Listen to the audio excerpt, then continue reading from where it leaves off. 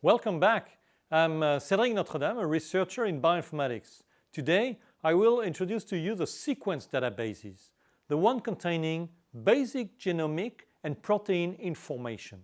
You will learn which type of information is contained by primary bioinformatics databases, what are the main databases for genomes and proteins, how these databases get regularly updated, and which ones are the most likely to contain the kind of information you need.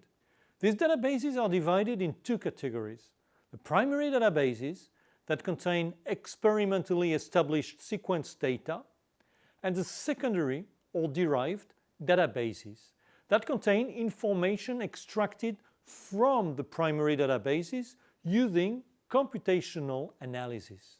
Let me give you one example. If you sequence a genome, the genome sequence will go into a primary database. But if you use a computer to predict the protein sequences contained in the genome, then the predicted protein sequences will be in the secondary databases. So let us start with the most central database, the one containing all public DNA sequences. This database has three names because it's maintained in consultation by Europe, the US, and Japan. In Japan, it's DDBG, in the US, GenBank, and in Europe, the European Nucleotide Archive, known as ENA. Originally, the ENA was named EMBL Nucleotide Sequence Database, a name that is still widely used today. All these databases have exactly the same content. And if you are a scientist producing sequence data, you can only publish a paper once, and only once, you have deposited the associated sequence in one of these three repositories. There is no real attempt to check the quality of the underlying data. Anything sequenced goes in there and is accepted as long as the submission meets the various requirements of authorship and proper description. All of these things are jointly managed by the International Sequence Database Collaboration. It is important to understand that these databases contain many different types of data. For instance, 20 years ago, the most common thing to do was to sequence a gene or a plasmid or a virus. Then it became very common to sequence genomes. And these days we are also sequencing transcriptomes. These databases keep track of everything that was published so that you can still access in its original state any sequence published 30 years ago. As you can imagine, it can mean a lot of mistakes and inaccuracy. For this reason, the primary nucleotide databases are seldom used directly, and it is much more common to access genomic data through dedicated databases. For instance, if you were looking for human genomic sequences in GenBank for BRCA1, you will find every piece of human genome sequence that has been sequenced over the last 30 years. This is probably much more than you really want. Furthermore, you do not want any human genome. You want the best one, the most complete and the most accurate. For this purpose, the most suitable resource is the Ensemble database that allows you to browse the most up-to-date version of the human genome. For instance, if we type BRCA1, we will get a list of all Ensemble entries mentioning this gene, starting with the gene itself. If we click on the gene, this will take us to its display on the Ensemble Genome Browser. This browser is just what it looks like, a tool that allows us to navigate the human genome and see where are its genes and how they get transcribed. The Ensemble Genome Browser is not the only browser available online. Its most popular alternative is the UCSF Genome Browser. This browser will allow you to do about the same as the Ensemble one on the latest human genome assembly. When you sequence a genome, the only thing you get for your money is a long string of nucleotides. If it's a human genome, you get 23 long strings, making a total of about 3 billion nucleotides. And that's about it. It isn't up to you to figure out where the protein coding genes are. It is possible to predict protein sequences from DNA sequences with sufficient accuracy so that it is not necessary to make an experiment and prove the existence of the protein. One of the most commonly used databases of predicted protein sequences is named UniProt-KB/Tremble, usually referred to as Tremble. Tremble contains all the proteins that could be predicted from the ENA, the European Nucleotide Archive. Since these proteins are predicted, their sequence depends on the way they have been predicted, and you will therefore not be surprised to hear that Tremble is not the only database of predicted proteins. The US has its own version of Tremble that is named RefSeq. The idea is roughly the same, and the two databases are quite similar, but sufficiently different to coexist. It is not really a competition, but the recognition that predicting protein sequences from genome is sufficiently complicated not to claim a definite answer. This is especially true in humans, where the gene structure of alternative introns and exons, as well as the presence of alternative splicing, can make the prediction of some portion of the sequences very challenging. RefSeq and Tremble are very important because they define the exact protocols used to establish protein reference sequences from raw nucleotide data. But in practice, most bioinformaticians end up using yet another secondary database called NR, the NCBI non-redundant database that combines all the existing protein databases into a single one from which all duplicates are merged. These databases do not only contain predicted proteins. For a relatively small number of proteins, like BRCA1, some extra experimental information is available. These are indicated as reviewed entry, also known as SwissProt when searching UniProt. Experimental data can be proteomics data available to support the existence of a protein, or even proven post-translational modification.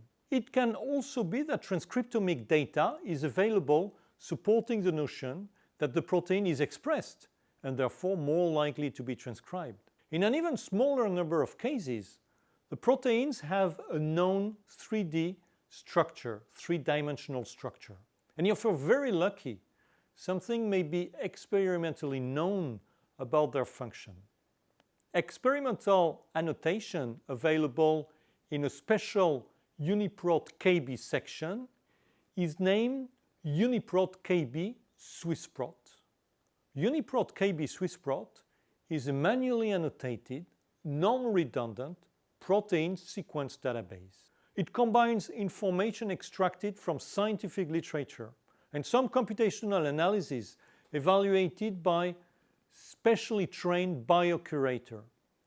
The aim of SwissProt is to provide all known relevant information about a particular protein. Sequences from the same gene and the same species are merged into the same database entry.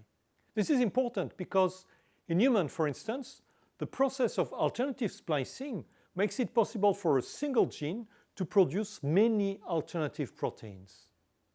In SwissProt, differences between sequences are identified and their cause documented. For instance, alternative splicing, natural variation. A SwissProt entry for a gene like BRCA1 in human contains the SwissProt summary of the literature of this gene, followed by a structured description of the function of the gene using gene ontology. A very important aspect of UniProt that is especially well curated in SwissProt is the availability of crosslinks across all databases relevant to the considered protein. Even if your protein of interest is not in SwissProt, you may still be lucky enough to find within SwissProt a protein similar enough to the one you're interested in. If this happens, you may be able to extrapolate information from the SwissProt entry onto your entry of interest. To do this, you will need to do some sequence alignments with BLAST, something we will see 2 weeks from now. Now, let us finish by going through the SwissProt entry of BRCA1, scrolling till the end. There, we find a section listing all the three-dimensional structures of BRCA1 available in the PDB, the protein database. PDB is a reference database for all proteins and also some RNA sequences whose three-dimensional structure has been experimentally characterized. In the case of a very important protein like BRCA1, the PDB will contain many alternative structural models. All of these models are not equal, and the most recent ones often have a higher resolution than the older ones. SwissProt annotation makes it very easy to figure which 3D model is the most suitable. SwissProt also connects your entry to another important collection of databases, the domain databases. These databases contain models describing modules that tend to be conserved across different protein families and different species. These modules can be very useful to build hypotheses on the function of a protein. For instance, in the case of BRCA1, we can see that the protein contains a zinc finger domain. Since such domains are important for protein and nucleic acid interaction or protein-protein interaction, we can suspect that the function of BRCA1 is mediated by this type of interaction. PFAM is not the only domain database, but it is the most extensive. Usually, one of the reasons to be interested in BRCA1 is to know whether a patient carries a risk allele. Today, the only risk assessment with a diagnostic value is provided by a company called Myriad Genomics. This means that if you know the BRCA1 sequence of a patient, you're only allowed to provide a risk using their method. However, in 2017, a court in Australia ruled that such risks were not patentable, and it is very likely that in the near future, alternative companies will be able to provide assessment kits and get them certified by the competent authorities using public data. Some of these diagnostic tools may be free, others not. Figuring out which ones provide the best predictions will probably be a complex task.